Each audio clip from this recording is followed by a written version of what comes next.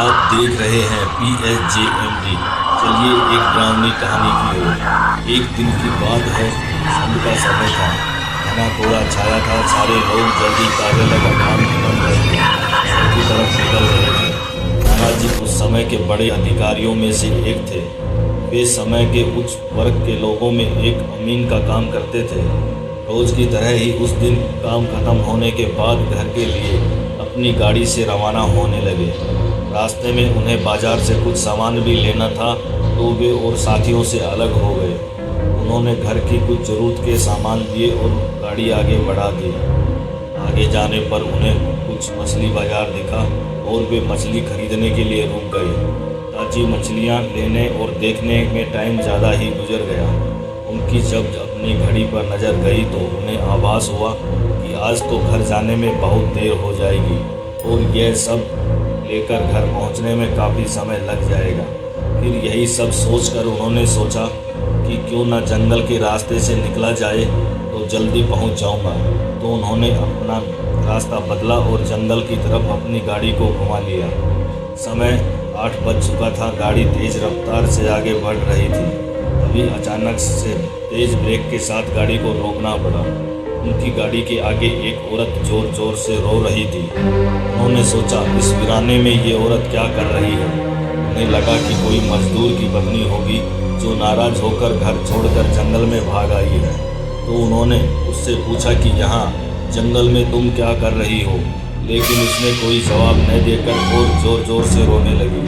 सारे जंगल में उसकी ऊँची सी सिसकारियाँ गूंज रही थी। फिर नाना जी ने पूछा, तुम्हारा घर कहाँ है, लेकिन वो कुछ भी ना बोली। तब नाना जी ने कहा कि आज चलो मेरे घर में रहना, सुबह अपने घर चली जाना। यह जंगल बहुत सारे जंगली जानवरों से भरा है, रात भर यहाँ मत रुको। चलो आज मेरे घर में सबके लिए खाना बना देना और कल सुबह अपने घर चली जाना। उसने ये सुना तो झट से तैयार हो गई और गाड़ी में पीछे की सीट पर बैठ गई। सिर पे बड़ा सा घूंघट डालने की वजह से उसका चेहरा छिपा हुआ था। कुछ ही देर में गाड़ी घर के दरवाजे पे थी। घर के लोग कब से उनकी राह देख रहे थे। गाड़ी रुकते ही पापा ने पूछा, आज तो बहुत देर हो गई और सारे लोग भी आ चुके हैं। तब उन्होंने सारी बातें अपनी माँ को बताई और कहा कि आज खाना इससे बनवा लो, कल सुबह ये अपने घर चली जाएगी। इतनी रात को बेचारी जंगल में कहाँ भटकती, इसलिए मैं ले आया। पर पापा को कुछ संदेह हो रहा था कि कहीं चोर तो नहीं ये रात को सोने के बाद या खाना बनाते समय कहीं घर के सामान ही चुरा कर ना ले जाए। और बेटे की बात को कैसे मना करती। उन्होंने उस औरत को कहा, देखो आज तो मैं रख ले रही हूँ, लेकिन कल सुबह होते ही यहाँ से चली जाना और जाओ रसोई में ये सामान उठाकर ले जाओ और खाना बना लो। उसने दिल से जवाब नहीं दिया, बस हो की आवाज़ बाहर आई और वो सारा सामान लेकर भाग पीछे चल गई। रसोई में सारा सामान रखवा कर माता जी ने उसे खाना जल्दी बनाने की सब हिदायत दी। वो वहाँ से चली गई, लेकिन उसका मन कुछ परेशान था। फिर 10 मिनट में रसोई में उसे देखने चली गई कि वो क्या कर रही है और उसका चेहरा भी देखना चाहती थी। वहाँ पहुँची तो मछलियों का कीड़ा निकाल रही थी।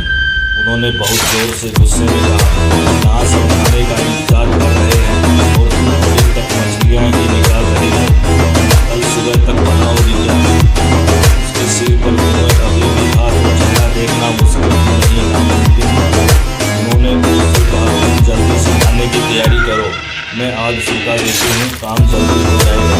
और वे जल्दी से चूल्हा जलाने की तैयारी करने लगी, लेकिन साथ ही उनका चेहरा देखने की कोशिश कर रही थी। लेकिन वो जितना देखने की कोशिश करती पल्लू उतना ही पीछे। अंत में हार करके बोली, मैंने आग सुलगा दी है, अब आगे सारा काम कर लो, फिर ज़रूरत हो तो बुला लेना। लेकिन वो फिर कुछ नहीं बोली। अब उन्हें लगा कि यहाँ से जाने में ही ठीक है, वरना मेरा भी समय खराब होगा और हो सकता है उन लोगों से डर रही हो। यह सब सोचकर उन्होंने उसे कहा कि मैं आ रही हूँ, जल्दी से खाना बना कर रखना, और वहाँ से निकल गई। अभी तक मन परेशान था, कभी अपने कमरे में, कभी बच्चों के, कभी बाहर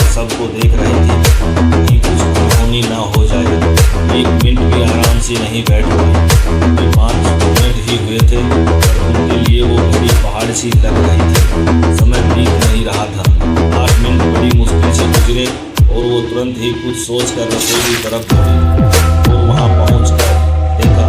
जैसे ही उन्होंने रसोई घर का दरवाज़ा देखा, उनकी आंखें फटी की फटी रह गई, उनके पैर बिल्कुल ही जम गए। ना उनसे आगे जाया जा रहा था, ना ही पीछे। उनके दिल की धड़कनें रुक गई थी। वो औरत रसोई में बैठकर सारी कच्ची मछलियाँ खा रही थी। सारे रसोई में मछलियों और खून बिखरा पड़ा था। उसके सिर से घूंघट भी उतरा पड़ा था। इतना खौफनाक चेहरा आज तक उन्होंने नहीं देखा था। बाल नाखून सब बढ़े हुए थे। मछलियाँ खाने में मगन होने की वजह से उसे कुछ ध्यान ही नहीं था और खुशी से कभी कभी वो आवाज़ें भी निकाल रही थी। हूँ सी आवाज़ें गूंज रही थी। रसोई पिछवाड़े में होने की वजह से और लोगों का ध्यान भी उधर नहीं आ रहा था। माँ को भी कुछ समझ नहीं आ रहा था कि चिल्लाने से कहीं घर के लोगों को नुकसान ना पहुँचाए। वो चुड़ैल से अपने घर को कैसे बचाए उन्हें समझ नहीं आ रहा था। बस भगवान का नाम ही उनके दिमाग में आ रहा था। अचानक वे आगे बढ़ने लगी उनकी तरफ और झट से एक थाल लिया और चूल्हे की तरफ दौड़ी। उस चुड़ैल की नज़र भी पापा पर बढ़ चुकी थी, सो वो भी कुछ सोचकर उठी अपनी जगह से। माँ कुछ भी देर नहीं करना चाहती थी। उन्हें पता था कि आज अगर जरा सी भी लापरवाही हुई तो अनहोनी हो जाएगी।